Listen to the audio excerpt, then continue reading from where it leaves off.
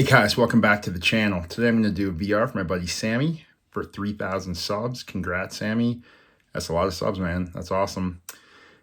He asked us to basically do two things. One, wear one of Scott's shirts, eat the gum.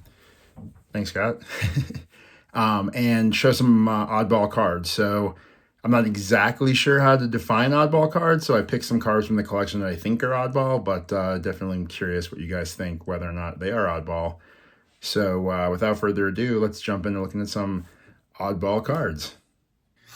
All right, guys, so the first card that is my oddball showing is my 1880 H804 15A red border. Oh, what a snap. Outfield, or I guess center field. This series was named, obviously, red border for that red border that's inside the outer white border. All the different cards in this set show cartoon baseball players in various actions. This one obviously is catching a ball barehanded because this is from 1880. This specific example of Oh What a Snap is part of the more common A subset. That's why it's the 15A red border. Though it doesn't include any advertising on it, which is somewhat rare for these cards. Usually you'd have an advertiser's name up here. In this particular version, there's 9 graded by PSA. This PSA 3 is the highest graded example. There's two different cards graded to 3, none higher. Next oddball, 1910 E98 Cobb orange background. Pick this one up for my buddy Ash. Also known as a set of 30 because there's 30 different players on the back of the card. Well, let me actually show you that. There's the back.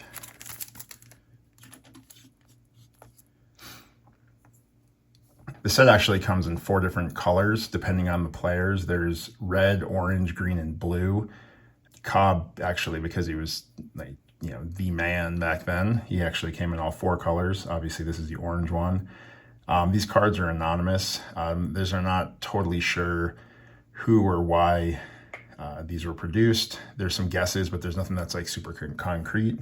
Just super happy to pick this one up. Next up in the oddball set, and again, guys, I think these are oddballs. I don't know. You guys tell me. 1913 National Game, Shoeless Joe Jackson. This one's in a 6 because these National Game cards are a little bit thicker stock, so they held up better. There's the back of it. Really cool, kind of intricate back. These cards, well, this set of the National Game, it's actually obviously National Game. It's a game card set. There's 54 cards. As you can see, they're the size of a playing card. It was manufactured as a table game. Each card, as you see, references different plays on the top and bottom. This one obviously references foul, fly, and out. The backs, like you saw, were that ornate red floral image.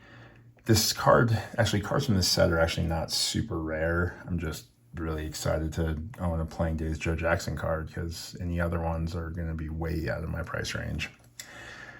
Next up, oddball. Again, I think it's oddball. 52 Burke Ross DiMaggio.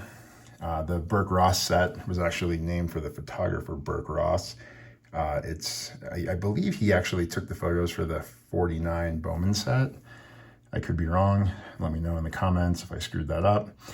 This set's also known as the Hit Parade of Champions.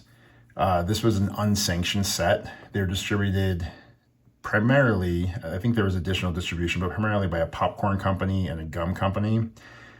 They were sued because since it was unsanctioned, none of the players gave their permission to use their likeness. So they were sued and the lawsuit put an end to the production. They made them in 51 and 52.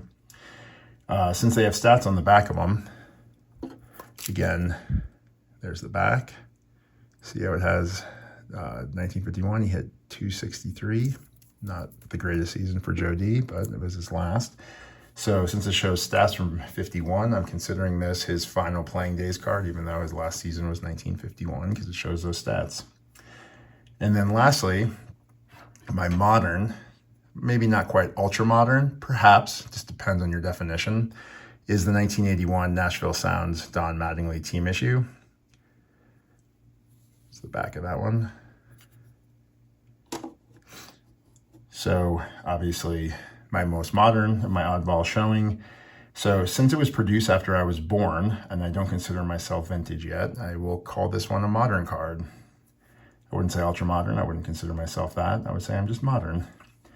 Obviously, it was a team issue. In my opinion, actually, this is the best looking Don Mattingly card for two reasons. One, it's got those Superfly flip up sunglasses on, as well as it's sponsored by Arby's, which is super cool.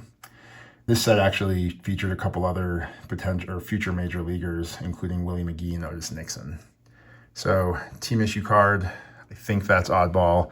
So here you go, guys. 5 cards I picked. I mean, there's others I could have picked from, but I picked these 5.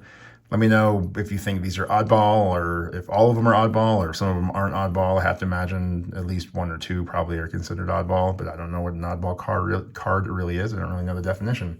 So there they are. Hope you guys enjoyed.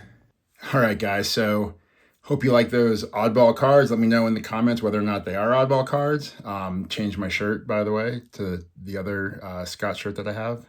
Sweet cap. Awesome. So congratulations again, Sammy, on 3,000 subs. Awesome, awesome milestone. Congrats on getting in the Hall of Fame as well.